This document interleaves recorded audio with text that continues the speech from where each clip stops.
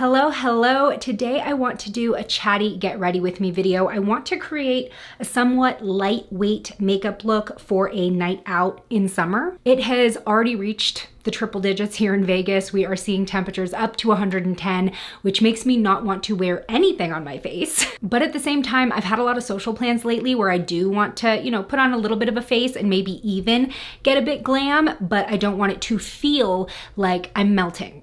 And of course, we're gonna be using all budget-friendly makeup, but I also wanted to bring a new topic to the channel and incorporate another passion of mine, which is reading. So besides beauty, I'm also a little bit of a book nerd, and I've already read 12 books this year. For me, that's an accomplishment. My goal is 24 in 2024. So I thought while I'm getting ready, because I am going out tonight for my husband's birthday, I would talk about the books that I've read this year so far and maybe share kind of mini reviews. And I'm gonna try to keep spoilers out just in case any of these pique your interest. So let's get into it, but first, if you're new here, hi, my name is Miranda. This channel is dedicated to budget beauty. If that sounds like your vibe, hit subscribe. First of all, my hair is just living a life of its own today. I've really been liking this La Roche-Posay moisturizer to double as my primer. It's their Double Repair Matte Moisturizer, and it's got sort of a silicone-y feel, and it has oil control to it. So it kind of gives the effect of a silicone primer, but you're also getting moisture in with it.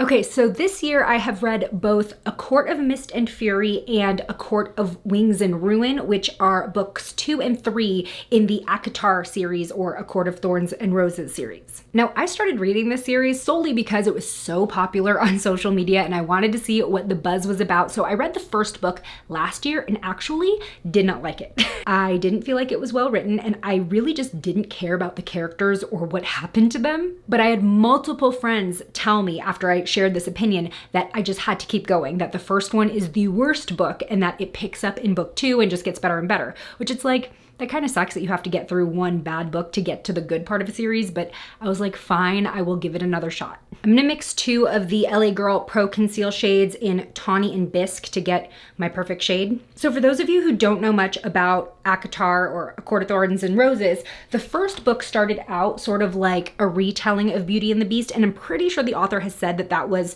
the inspiration for the first book, although it's changed a lot as it goes on in the series. But in the first book, there's a young woman who gets held captive by this beast/fairy, and then she gets roped into this realm-saving mission. But throughout the series, it definitely veers more into fantasy romance with like political aspects and sort of the conflicts between all of the leaders in this magical land. Now, I will say I liked books 2 and 3 way better than the first one. I think 2 really helped me kind of get more invested in the characters and the plot, and then 3 was just really action-packed, and I felt like it was the most complex but also the most rewarding. There were definitely more stakes. There was more that can go wrong. I was drawn in and I wanted to see the outcome. So because I'm pretty committed at this point, I mean, I finished 3 and I think right now there are 5.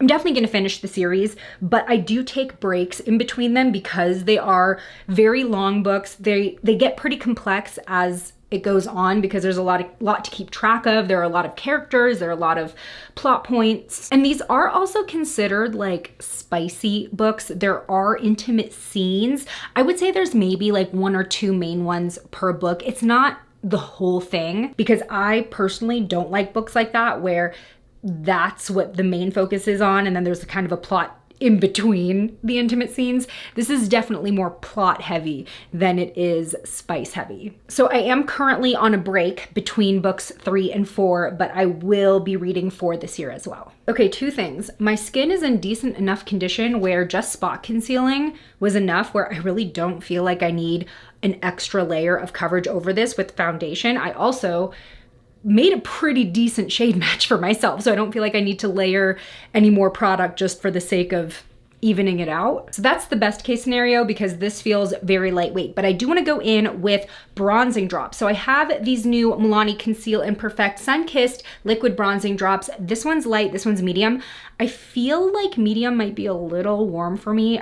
I want to try light. I haven't really jumped on the bronzing drop craze, so I'm still learning my favorite method of using them. The next book is The House Across the Lake by Riley Sager. Really enjoyed this one. It is a psychological thriller, and that is definitely one of my favorite genres to read just because they usually grip you in as long as they're well written. And those are the books that I can read the fastest because I'm so eager to find out what happened. So the reason I even picked up this book in the first place was because I saw a discussion online where someone had posted the dedication page, like, you know, in the beginning of the book, and it was actually a Taylor Swift lyric, and it said, "I think he did it, but I just can't prove it," which is a line from No Body, No Crime. And immediately I was like, yes, I absolutely want to read a book that's No Body, No Crime vibes. Okay, I think I did a good job picking light because it's just adding a bit of that bronze without being really in your face. So this book is very Rear Window. You have this famous actress, I think she was, and she's spending an extended period of time in her family's cabin to stay away from the press as she tries to get sober. And she befriends the neighbor across the lake, who I guess like just moved in. And as she's spending time in this cabin, sort of cooped up, she realizes that she can see straight in to her neighbor's house and starts spying on them. So she starts watching them first out of boredom, but then she starts seeing things that she shouldn't see, and fights between her neighbor and her husband, and starts getting suspicious of this relationship. So when the neighbor goes missing, it turns into a what happened and who did it. Brightening my under eyes with the Milani Under Eye Brightener. So this was a really easy read for me. I think I finished it in like a day and a half just because, like I said, I really enjoy this genre. It's written well and it definitely gripped me to want to figure out what happened.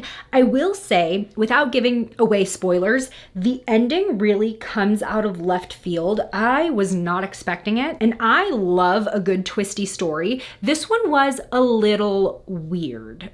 Not necessarily bad, just really unexpected, and I feel like it could be polarizing. But overall, it was a very fun read, especially if you like something a little bit spooky. I'm using the Moira Precision Brow Pencil today, which has really become my go-to over drugstore ones. And I will be using a couple Moira products today, so just a friendly reminder, you can use the code /beauty for a discount. Moving on, Adrienne Young is slowly becoming one of my favorite authors. Last year, I read her book, The Unmaking of June Farrow, which as soon as I finished that last page, it was a favorite book of mine. And it seems like in general, she really does focus on sort of magic, witchy vibes in her books. So I read Spells for Forgetting this year, which was the same vibe. But in Spells for Forgetting, there's also a murder mystery aspect to it, which, you know, blends two genres that I really like, which are magical fantasy and murder mystery thriller. So there's this woman, Emery, who has grown up and stayed on this island off of Washington State her whole life. And then you have the boy she dated in high school named August, who's coming back to the island for the first time in decades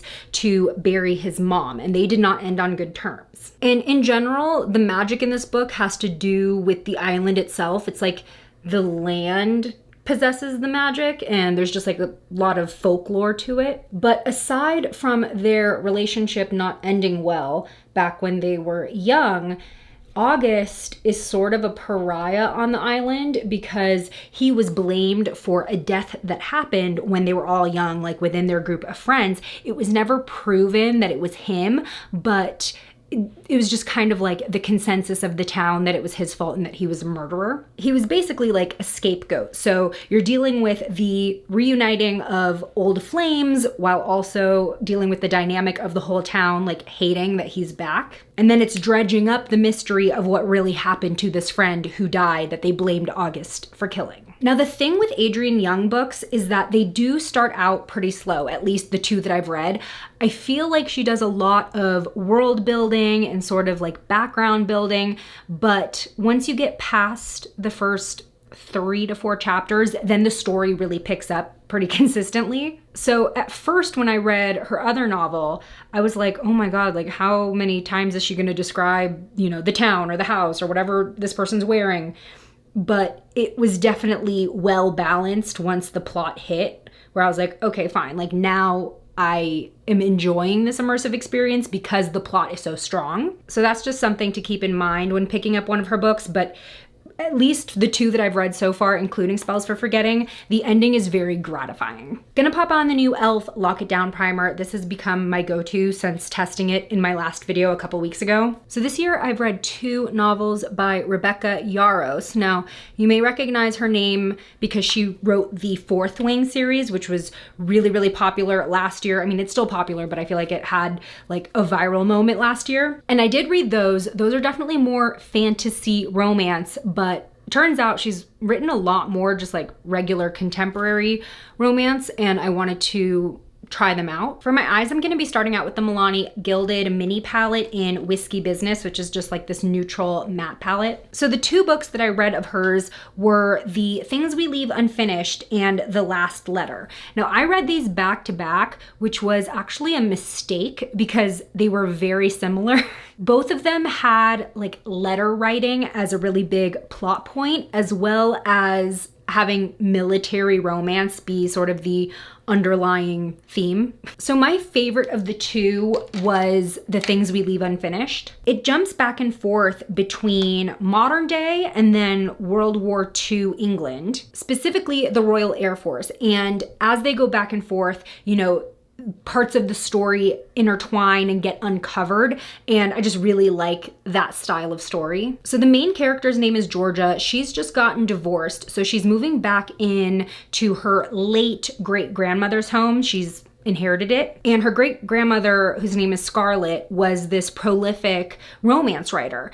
And when she moves back in, she discovers that there is this novel, like a manuscript, that was never published, and it was of her great-grandmother's true love story through World War II, which does not have a happy ending. So after some family drama with her own mother, she reluctantly signs this book deal with another male romance author for him to finish this unfinished manuscript by her late great-grandmother and publish it posthumously as like a collaboration between the 2. And so this male author named Noah wants to spend a lot of time with Georgia in order to kind of get a feel for her great-grandmother and her life and her family. But Georgia doesn't like him. She doesn't like the idea of the novel getting finished. So it's definitely an enemies to lovers situation. But as they start working on this book together, they start to uncover secrets within her family that she didn't know, and that's kind of what gets revealed as you skip between timelines. I will say it's kind of Hallmarky, but I thought it was a very sweet read. There were some heavy parts to it. I remember there being like a little bit of spiciness, but nothing too vulgar. I'm pretty sure for the most part, it was pretty tame in terms of like intimate scenes. So I really liked that one. I did also like The Last Letter, which is the other one that I read by Rebecca Yarros. That one was just like, it was a roller coaster. It's pretty heart-wrenching. So there is this guy, Ryan, he's in the army, I believe, and he dies, like in the beginning. And in his last letter to his best friend in his own army squadron, he basically says, leave the military and go take care of my sister who is raising 2 kids alone. That was his like final wish. Now, while he was still alive, he set these 2 up to be pen pals, his best friend in the army and his sister. So they already kind of knew each other, and there was a little bit of a spark going on through the letters, although it was never like established to be a full-on romance. It was just like the intrigue. So Beckett, the best friend, leaves the military, like his contract was up or he was discharged, something like that. He goes to Colorado to check in on the sister, Ella, and help her out. But he doesn't tell her who he is. He does not say, I'm the guy from the letters. You get where this is going. I'm gonna use the Moira Chroma Light Shadow in Summer Dream to make this look a little glitzy. And I'll zoom you in so you can see a little better. Now, I actually hate when the main conflict of a book is based in withholding information. To me, I get frustrated because it just seems like the easiest problem to resolve, and it just seems frivolous. But I did get sucked into the romance aspect of this book, which is what kept me reading. Because as soon as he got to the resort that she runs in Colorado and like didn't introduce himself, I was like, oh, here we go. That's gonna be the whole book, is like, you know, will he tell her, won't he tell her? Which it kind of is, but at least the romance made up for that frustration, I guess. So I stuck with it because I just assumed it'd be a warm and fuzzy read. It was not.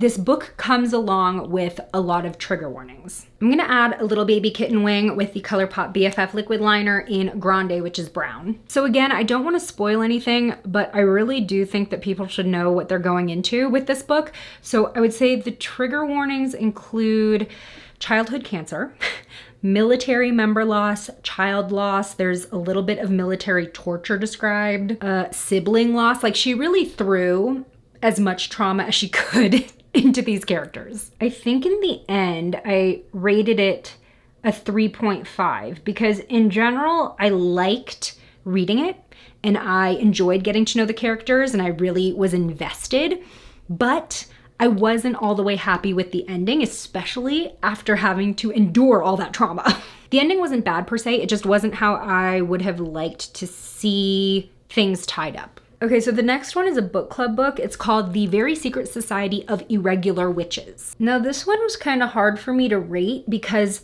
I enjoyed reading it, but I wish that they had gone a little bit deeper with the plot and characters. I felt like it was very surface level. It was a very cozy, wholesome read. Like, it had more potential than I think played out. So this one is about a witch named Mika Moon, and she's one of a few witches in Great Britain that have to live secretly, and they have to live away from each other because if they're too close in one spot, then their powers mingle and they'll draw attention to themselves. But through her social media profiles, a stranger catches on that she's a witch and asks her to come and work for him to help train 3 young witches to control their powers.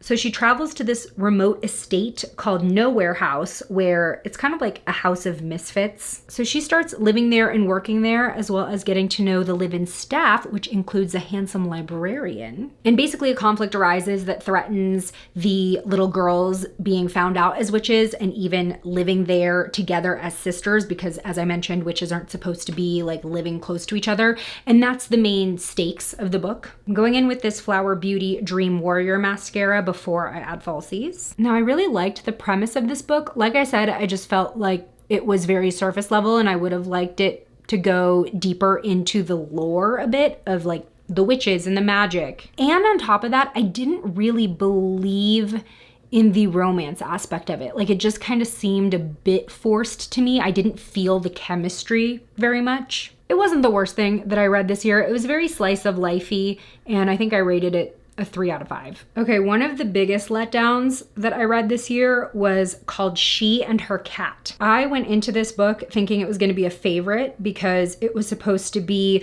about the relationship between a cat and its female owner, but written from the cat's perspective. And y'all know I'm a cat mom. I have 2 cats. They are my babies. I thought this was going to be such a heartwarming / heart-wrenching read. Now, what I did not know going into it is that it's actually 4 short stories that are the same theme, like written from the cat's perspective, that kind of come together at the end to be interconnected. So I didn't know that going into it, which is not my favorite format. And the other thing I didn't know is that it was originally written in Japanese, and obviously I read the translated version. And while there were definitely some moments that like hit me in the feels as a cat mom, I did feel like there was a lot that was probably lost in translation or just translated poorly. Okay, I've really been loving these lashes lately. They are the Kiss, the new natural trio lashes. I have never really been into cluster style lashes, but they are so easy to put on and they're so lightweight because I only put them in the corners. So I'm gonna put these on. But yeah, the translated dialogue was so clunky and awkward sounding, especially because they were supposed to be adults, but it sounded very childish. So that made me feel a little bit disconnected from the characters. And then there were some moments where there was like a long kind of monologue from one character and it was supposed to be profound and deep, but it just didn't seem translated well because it ended up reading like word salad, where I'd be reading it and I'm like, what are they trying to say? I would read the same line over and over again. Like, I don't know what they're trying to say at all. Plus, there's not really one strong underlying plot to all of the 4 short stories. It's just that they all kind of overlap. So it just really wasn't my type of book. Honestly, the only reason I finished it was because it was really short, and I was actually reading it while I was in New Orleans with the Creators and Friends group. So it was just, you know, something to read at night to help me get to sleep and then on the plane. Okay, next is When in Rome, which is a meet cute romance. So we have the main character, who is this famous singer who's burnt out and tired of her life being controlled in every aspect. So she goes on this like spontaneous road trip right before she's supposed to go on a world tour, and she ends up in this little town called Rome where her car breaks down. And she breaks down on the front lawn of the very handsome, rugged pie shop owner. And he doesn't want anything to do with her, but he is this chivalrous stand-up guy and decides to take her in and let her stay in his guest room until the car situation is figured out. But of course, in the small town, they have to order the part, and it's gonna take 2 weeks, so she ends up staying in his house for 2 weeks. And basically he assumes that she's this self-absorbed pop star, and it's a grumpy sunshine dynamic. And she starts rediscovering who she really is, like underneath all the glitz and glamour, while spending time in the small town and getting to know the people. This one is a very fluffy read. I would say it's kind of like a vacation read. Very Hallmarky, but I like those types of books sometimes, especially between like the thrillers and the fantasies. I don't remember there being any like major spicy scenes either. I think for the most part it was pretty tame, but I don't mind that. Super easy to read. I think it was predictable in some ways, but I like to have those books as like my comfort books. Next of Kin was another book that I read because the dedication piqued my interest. It actually said something like, "This book is written for everyone who thought that Jess was Rory's best boyfriend," referring to Gilmore Girls. And I think it said like, "For everyone else, you're wrong." So that just piqued my interest in general, because I think the Jess Rory storyline in Gilmore Girls is a fan favorite. So this one is another grumpy sunshine dynamic. I didn't really know much going into it. I literally just read the dedication and was like, I'll give it a try. There's also a forced proximity trope to it. So basically it is this young woman and this young man who are participating in this program through Child Protective Services, where they both want to adopt their younger sibling, but alone they don't meet the qualifications. So there's this program where they can team up under one roof, where all the boxes end up getting checked together to adopt these children, because neither of their parents are in the picture and they don't want their siblings to end up in foster care. And at first, of course, they don't get along at all. Chloe, the main female character, is trying to adopt her newborn sister, and then Warren is trying to adopt his teenage brother. I thought it was an interesting premise, but the writing was not great. The pacing was really weird. I felt like it went really fast in terms of developing the characters and relationships for the first half, and then the last half really lagged. Also, we're talking about like 24-year-olds trying to adopt babies and teenagers, and I felt like the struggles of having to go through something like that wasn't really touched on. It was just like glazed over in favor for the romance aspect. And then another thing that kept bothering me, and this is I guess more on the editor, is that the author kept using the same like phrases over and over and over again, and the editor should have caught that and made her change it, because there's nothing like repetition that like pulls me out of a novel, because I'm like, why does she keep using the same phrase for everything? I did not like this one as much as When in Rome, but it still wasn't the worst thing I read this year. Gonna add a very light contour with the Physicians Formula Butter Contour Palette. Okay, we are on book 11 out of 12, and this one was the worst book that I read this year. The Unfortunate Side Effects of Heartbreak and Magic. This book was heavily advertised to me through my Instagram algorithm. I could not scroll 2 times without seeing the author's profile advertising this book to me. And she consistently described it as practical magic meets Gilmore Girls. Now, when I first saw this advertisement, I had actually just finished watching Gilmore Girls for the very first time this year. Like, I know that's crazy, but instantly a favorite. I had not yet read Practical Magic, but I just assumed like, okay, it's gonna be Gilmore Girls with a magic element. That sounds fun. It was not fun. Honestly, I'm surprised that I finished this one. It was so truly bad. It was poorly written, and just, I did not care about anything that was going on. And the only thing that made it somewhat similar to Gilmore Girls was the fact that it takes place in a small town where everyone knows everyone, like Stars Hollow. And the main character reminded me of college era Rory, which she was insufferable. That was like the worst version of Rory. So the main character's name is Sadie, and she comes from a family that possesses magic, but hers comes with a curse. So she has a curse of 4 heartbreaks, which means in her life, once she experiences 4 heartbreaks, she'll lose her magic, and she's at like 3 out of 4. So she's avoiding getting close to anyone because she doesn't want her heart to be broken and she doesn't want to lose her magic. But her first heartbreak, Jake, comes back to town and they start to rekindle things. Meanwhile, her grandma is dying and her estranged mother comes back to town. Like, there's so much going on in this book, and I didn't care about any of it because nothing was fleshed out enough for me to feel invested in the characters of the story. I'm going in with the e.l.f. primer infused matte blush in Always Crushing. Chapters were painfully long, and every time there was something that was obviously supposed to be like a big surprising twist, it just like didn't hit. The author also focused way too much on flowery description without focusing on fleshing out the plot. So you didn't have that balance like in the Adrienne Young books, which are very descriptive, but the plot's also strong. There was just a lot of flowery pages of description. I think it also took like 40% to get to the main plot of the book, which is way too long. I was just so stubborn that I finished it, but honestly, I shouldn't have. For my highlight, I'm gonna use the new ColourPop Liquid Light Glow Drops. This one is in the shade Sun O'Clock. This can be like mixed into your foundation as well to add glow, but I personally just like using it as liquid highlight. Now, I mentioned that the previous book that I hated was advertised as part practical magic.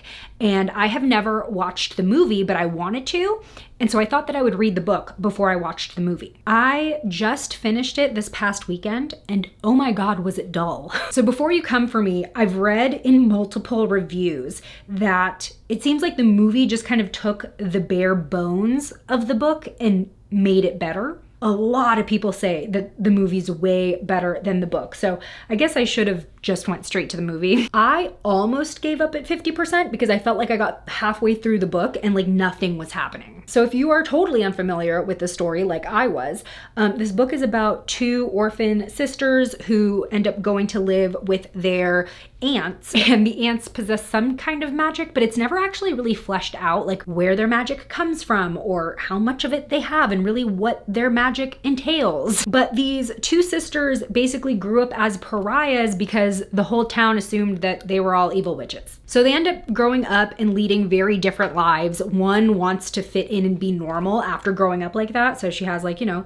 the picket fence, 2 kids and a husband. And then the other one ends up being a wild child and gets roped into this toxic relationship. So her toxic boyfriend ends up dying mysteriously, and the sister gets scared and runs to the more like normal sister for help. So that's the main plot point, but it literally took half the book to get to that and kind of flesh through the conflict of the book. Also, the style that this book is written in is like omniscient narrator. So it's being narrated like he thought, she thought, and it's not being narrated from the character's perspective. And then it flip-flops between character point of views a lot. So that also made me feel really disconnected from the characters. I just think there was so much filler in this book, and there were also elements that almost seemed too bizarre, even with the presence of magic, where I just felt like it was weird and it was hard to suspend my disbelief, even though I knew that this was a book with magic. Now, I do still plan on watching the movie because so many people say that it's way better, and hopefully that just leaves a better taste in my mouth after having read that book. I'm gonna line my lips with a product that I've never tried before. This is the ColourPop So Juicy Plumping Lip Liner in the shade ETA. It looks sort of like a plummy brown. Ooh. I like that it's a little thinner than their BFF lippy pencils. Wow. That is a really soft and pigmented formula. I like it. Ooh, okay, so it does have a cooling effect, which is probably the like plumping aspect. It does not sting at all. And that is actually similar to the product that I'm gonna put on top of it, which is the ColourPop So Juicy Plumping Gloss Balm. These ones I noticed have that cooling effect as well. I just never got around to trying the pencils until today. It's actually kind of refreshing, especially like for the hot weather. I'm gonna blend the liner in the corners of my lips. And then I will add the So Juicy Gloss Balm in Vacay mode. These are really melty, very shiny gloss balms. Definitely not long lasting by any means, but I love how they feel on the lips. They feel really nourishing and I just love the effect. I mean, aside from the cooling feeling, I think just how shiny they are gives that plumping effect to the lips. So those are the 12 books that I've read this year so far. Now I'm reading Mad Honey. Just started that one and I like it so far. It does seem like it's a little murder mystery-ish. So here's the final look. Love how it turned out, and especially because I skipped foundation and then just sort of filled in the warmth with those bronzing drops. This feels like nothing on my face. Now, of course, I didn't set it yet. I'm still on the fence about this e.l.f. setting spray. I just don't know if it's doing as much as the Power Grip Primer and like every other setting spray that I have, but we'll give it a spritz. So let me know if you liked this type of video, and if you want, I can do another one at the end of the year with all the books that I read between June and December. If you've read any of these books, I want to know what your thoughts were in the comments, and if you have any book recommendations for me, leave those too. Thanks so much for spending time with me today. If you want to keep watching, join me over in this video next, where I test a bunch of new e.l.f. makeup, including the new satin foundation in 104-degree heat. I'll see you over there. Bye!